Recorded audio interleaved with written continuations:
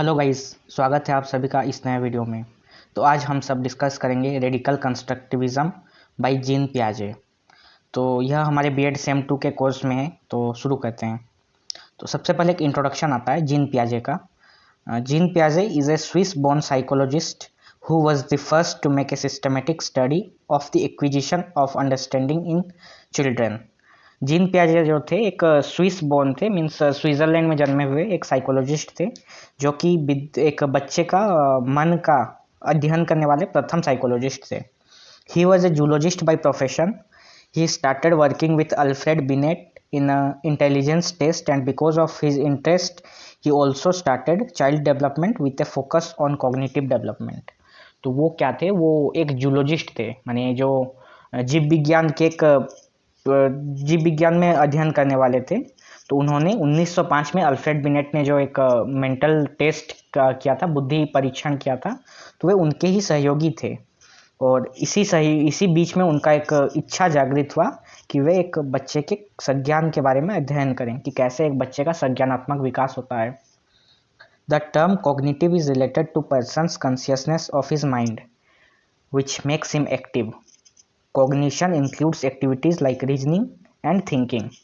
तो कॉग्निटिव का मतलब क्या होता है कि कॉग्निटिव होता है चेतना से संबंधित, एक मनुष्य के किसी एक प्रश्न को हल करने की क्षमता या फिर सोचने की क्षमता को हम कॉग्निशन कहते हैं या फिर हम उसे संज्ञान कहते हैं. पियाजे observed the intellectual abilities of children and adolescents, finding that children think in a different way from adult. तो जब पियाजे ने यह निरीक्षण किया तो उन्होंने पाया कि जो एक बच्चा होता है वो अलग सोचता है एक बड़े व्यक्ति से. तो उन्होंने आगे रिसर्च किया तो उन्होंने उसका 3 कंपोनेंट्स को दिए, जिसमें से कि फर्स्ट कंपोनेंट था स्कीमा, सेकेंड था स्टेज ऑफ एडाप्टेशन और तीसरा था स्टेज ऑफ डेवलपमेंट. तो आगे बढ़ते हैं. Schema. A schema is a systematic pattern of thoughts और behaviour. For instance, while solving a puzzle or problem involving logical thinking, a child will organize its knowledge and past knowledge experience with its thinking to solve it. The idea occurs to the children during the process of solving the problem are known as schema. तो schema क्या होता है कि schema जो है हमारे सोचने या व्यवहार के सिस्टमेटिक पैटर्न को हम स्कीमा कहते हैं. जैसे कि मान लीजिए एक उदाहरण हम ले लेते हैं कि एक बच्चा है जो कि एक पजल को सॉल्व कर रहा है. तो वो क्या करेगा कि वो अपने पूर्व ज्ञान के साथ उस पजल को जोड़ेगा कि कैसे हम इसे सॉल्व कर सकते हैं, फिर उसी हिसाब से वो उसे सॉल्व करने की कोशिश करेगा. तो ये जो प्रोसेस है सोचने का कि मैं इस पजल को कैसे सॉल्व करूं, तो यह एक स्कीमा कहलाएगा. उसके बाद आता है stage of adaptation. Adaptation is the process of getting familiarised with the world. It consist of 3 stages: assimilation, accommodation and equilibration और डिसइक्विलिब्रेशन. एडाप्टेशन होता क्या है? एडाप्टेशन वह प्रक्रिया है जिससे कि हम इस विश्व के किसी भी एक चीज़ के बारे में जानकारी प्राप्त कर सकते हैं और उससे परिचित हो पाते हैं. तो एडाप्टेशन 3 स्टेज में होता है. पहला स्टेज जो है एसिमिलेशन. दिस मीन्स ऑब्जर्विंग और absorbing some new knowledge to the existing schema. तो यहाँ पे एब्जॉर्बिंग की जगह पर आप ऑब्जर्विंग भी कर सकते हैं, ठीक है.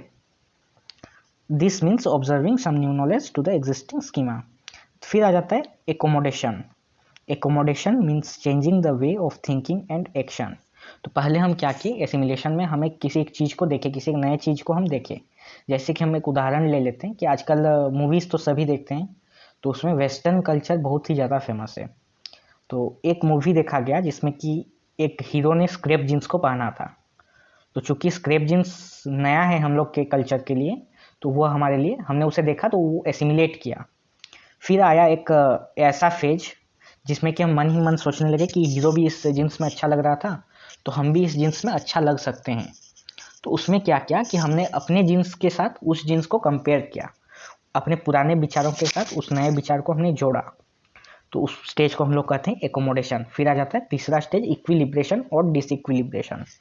Equilibration takes place when a child schema can deal successfully with the present information given through assimilation, and disequilibrium takes place if new information can't deal successfully with present information given through assimilation. तो equilibration में क्या होता है कि जैसे हमने scrap jeans को देखा, फटी हुई जीन्स जिसे हम कहते हैं, तो जब उसे हमने देखा, हमारे कम चूंकि हम यंग जनरेशन से हैं, तो हमारे मन में भी आया कि क्यों ना मैं भी इसे पहनूं, तो हमने उसे एक्सेप्ट कर लिया, तो वो आ जाता है इक्विलिब्रेशन में। लेकिन वहीं अगर हमारे मम्मी या पापा जब हम घर जाएंगे उस जीन्स को पहन के, तो वहाँ वे पूछेंगे कि ऐसा जीन्स क्यों खरीद लिया जब तुमने पैसे पूरे दिए थे, तो फटी चीज़ें खरीदने का क्या ही फ़ायदा है। तो वो उस चीज़ को एक्सेप्ट नहीं कर पाए, तो उस केस में हम उसे कहते हैं डिसइक्विलिब्रेशन। फिर आ जाता है third stage, that is stage of development. According to पियाजे, a children go through the following 4 stage of cognitive development: sensory motor, pre operational, concrete operational and formal operational. तो पियाजे का कहना था कि एक जो बच्चा है वो अपने संज्ञान के विकास में कुल 4 स्टेप्स को फॉलो करता है, जिसमें से पहला स्टेप है सेंसरी मोटर, जो कि जन्म से 2 वर्ष तक का होता है। फिर आता है प्री ऑपरेशनल, 2 से 7 वर्ष का। फिर कंक्रीट ऑपरेशनल, 7 से 11 वर्ष का। और फिर फोर्थ स्टेज है फॉर्मल ऑपरेशनल, जो कि है 11 से 15 साल का। तो सेंसरी मोटर स्टेज में क्या होता है कि it involves the sense and motor activities. जैसा कि हमें पता है, सेंस हमारे 5 ज्ञानेंद्रिय जिसे हम कहते हैं, आँख, कान, नाक, जीभ और त्वचा। तो इस एज में क्या होता है, सेंसरी मोटर एज में बच्चे अपने सेंस का उपयोग बहुत ज़्यादा करते हैं। Children do reflexive activities such as sucking and grasping. तो हमने देखा है कि बच्चे जो हैं स्तनपान करते हैं, वो वही सब एक्टिविटीज़ ही वो कर पाते हैं उस समय में। The child observes and imitate his और her surroundings, thoughts and memories also start to develop systematically. तो बच्चे जो हैं, आप देखते होंगे कि जैसा हम उनके साथ बिहेव करते हैं वो भी उसी को ही कॉपी करने की कोशिश करते हैं, और धीरे धीरे क्या होता है कि उनकी सोचने की क्षमता और याद रखने की क्षमता भी डेवलप होती जाती है। Children learn to recognize object and understanding that object have their separate permanent existence. जब बच्चे धीरे धीरे बड़े होते हैं, करीबन 1.5 साल के आसपास, 1 या 1.5 साल के आसपास हो जाते हैं, तो उन्हें पता चलता है कि ये जैसे हम बोलते हैं A for apple, B for ball, तो वो चीज़ स्टार्ट हो जाता है उनको, वो पहचानने लगते हैं कि ये खाने की चीज़ है या फिर ये पीने की चीज़ है, वही चीज़ सब। As infants grow older, they learn that even if an object is not in front of them, it still exists. Piaget calls it object permanence. It is also known as out of sight, out of mind. तो ये एक important point है, object permanence. तो जब बच्चा छोटा रहता है तो उसे लगता है कि जो उसकी आंखों के सामने में मौजूद नहीं है वह दुनिया में एग्जिस्ट ही नहीं करता है। जैसे कि आप नोटिस करे रहेंगे कि जब हम बच्चे के आंखों को बंद कर देते हैं फिर अचानक से खोलते हैं तो वो एकदम पूरा सरप्राइज हो जाता है। तो उस फेनोमेनन को हम लोग कहते हैं out of site, out of mind. तो पियाजे का कहना है कि जैसे जैसे बच्चा धीरे धीरे बड़ा होता जाता है, 1.5 साल के करीब आ जाता है, तो फिर वो उस काबिल बन जाता है कि वो जान सके कि जो मेरे आंखों के सामने में नहीं है वो भी एग्जिस्ट करती है। तो इस फेनोमेनन को हम कहते हैं ऑब्जेक्ट परमानेंस। फिर आ जाता है सेकेंड स्टेज, जो कि हमारा प्री ऑपरेशनल स्टेज। 2 से 7 साल का यह स्टेज है। तो इस स्टेज में क्या होता है, children begin to process their thoughts at this stage, although in a manner that is far less efficient than the logical thought processing of an adult। तो बच्चे जो होते हैं वो सोचने की क्षमता धीरे धीरे जागृत होने लगती है। हालांकि ये इतनी नहीं हो सकती जैसे कि हम सोच सकते हैं, अभी उस लेवल पर नहीं पहुंच पाते, लेकिन सोच सकते हैं। This stage is categorised into 2 parts. पहला है pre conceptual stage, then intuitive stage. इस एज में और क्या होता है कि their vocabulary increases from about 200 words at 2 years to 2000 words at 7 years। They also believe that inanimate objects like toys have feelings and emotions। तो पियाजे का कहना है कि जब बच्चा धीरे धीरे बड़ा होता जाता है तो उसकी वोकेबलरी भी बढ़ जाती है।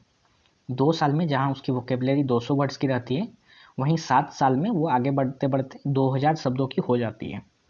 उन्होंने एक और चीज़ का भी वर्णन किया है कि जो बच्चे हैं, 2 से 7 साल के बच्चे हैं, तो वे उनको ये लगता है कि उनके जो खिलौने हैं उनको अभी फीलिंग्स होती है। जैसे कि हम नोटिस करेंगे कि कोई बच्चा जब छोटा रहता है तो वो खिलौनों के साथ खेलता है, साथ में सोता है, उसे भी अपने ऐसे कपड़े पहनाता है, बाल कंघी करता है।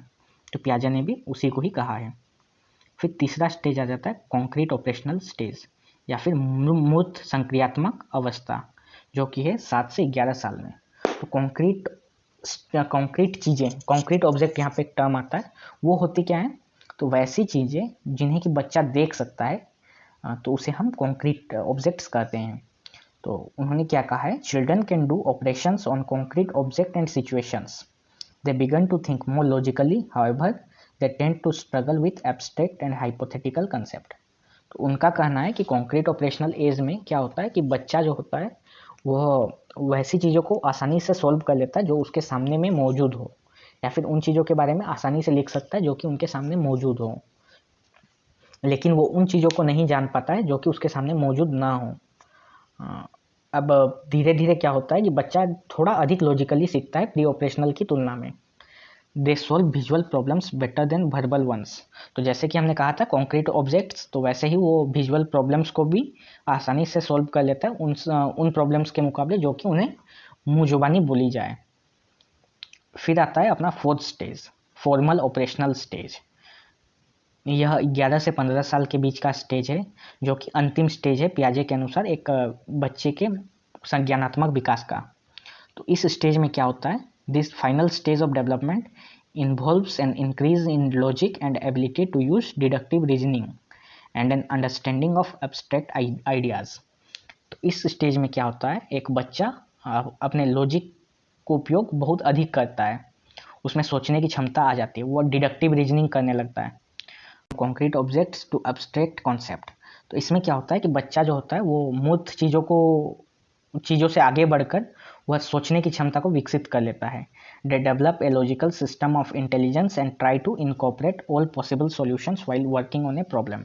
तो जैसा पहले भी कहा गया था, डिडक्टिव रीजनिंग आ जाती है उनमें, निगमनात्मक तर्क आ जाता है उनमें। तो वो क्या करते हैं कि वो एक सवाल के कई हल को खोजने की कोशिश करने में सक्षम हो जाते हैं।